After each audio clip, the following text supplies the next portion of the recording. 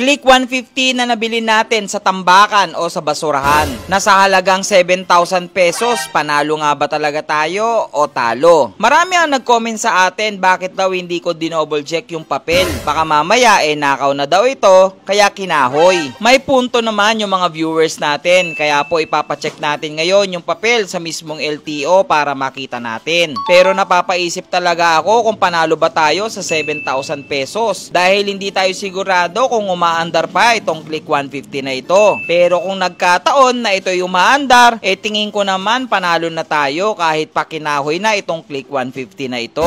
Gusto ko rin muna magpasalamat dun sa nagbenta sa atin ng buong fairings ng Click 150 version 2. Second hand lang ito na ibenta pero sobrang mura lang po. May mga issue man pero buo naman. Kaya tara samahan nyo ko, tignan natin kung talagang panalo ba tayo o talo tayo sa 7,000 na Click 150. So what's up mga Lucifer, nandito na naman tayo para sa ating project. Kung ano yung name na napili nyo, hanggang ngayon wala pa rin akong name. Pero yun nga, si Kumari na yung yung una. Tapos yung mga comment ng tao, Project Lumot. Wag naman Project Lumot, ang pangit naman ng Project Lumot. So mga Lucifer natin, may isang followers natin ang nakapanood.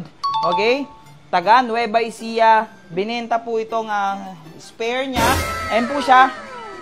Big shoutout po sa inyo yung comment nyo. Yan yung comment niya guys. So maraming salamat sa iyo idol. Sobrang thank you. Kasi po naka B2 daw po siya dati. Tapos nag-convert siya ng B3. So ngayon ito yung pinaglumaan niya. Yan. Tapos po nakabili rin po tayo. Ito po bali lahat Bukod po yung lens iba po yung lens. Yung lens po, bukod po yung lens. So lahat po lang yan. Inner and outer.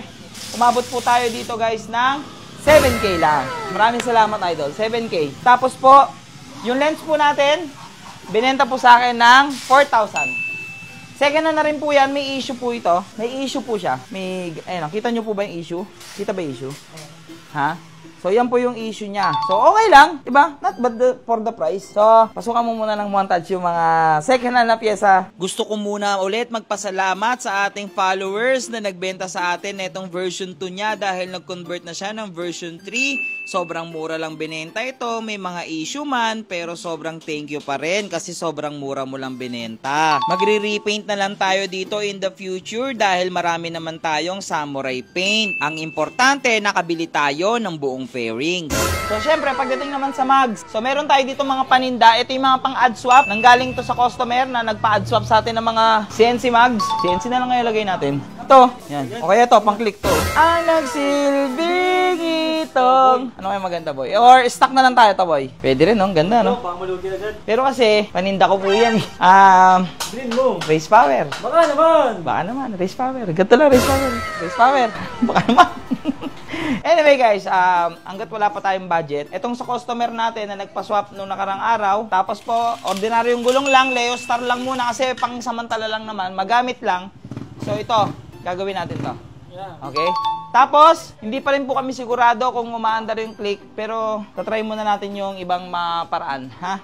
So tara, kabit na. At eto na naman, syempre, ang ating to the rescue na si Kuya Russell. At binakbakan na nga dito si Click 150 natin. Binaklas na po dito yung throttle body at nilinis na rin po natin dito yung crankshell. Kasi kahit anong gawin nating car wash, hindi na po talaga natatanggal yung mga amag na dumikit sa crankshell. Gumamit na rin tayo dito ng mga chemical at mga degreaser para kung sakali mapakintab naman natin kahit papano itong crankshell ni Click 150. Again, wala pa po tayong final na pangalan nitong Click 150 natin pero marami ang nagko-comment. Ang pangalan daw dapat nito ay Click Kalakal, Click Basura, Click Damo at may dalawa akong napupusuan na tinawag itong Luka at 7 Kiaw. Pero kung kayo tatanungin, feeling ko napakaganda ng pangalan na 7 Kiaw.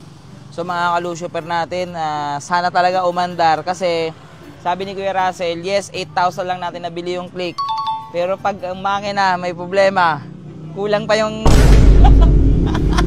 Para na rin akong bumili ng brand new. Pero pag umandar to makina na to, Kuya Russell. Pag umandar, Kuya Russell. Sana. At eto na nga, pinahiram muna tayo ni Kuya Russell ng second hand na baterya dito para mapacheck na nga natin kung umaandar itong Click 150. Nakabit na rin pala dito yung throttle body natin at nalinis na rin po yung mga dapat pang linisin at ngayon talaga i-check na namin kung umaandar. Pero bumungad agad sa amin yung check engine kaya kinabahan na ako ng malala dito. Pero malalaman natin ang lahat ng yan mamaya kaya kailangan na nating lakasan ng loob at subukang paandarin.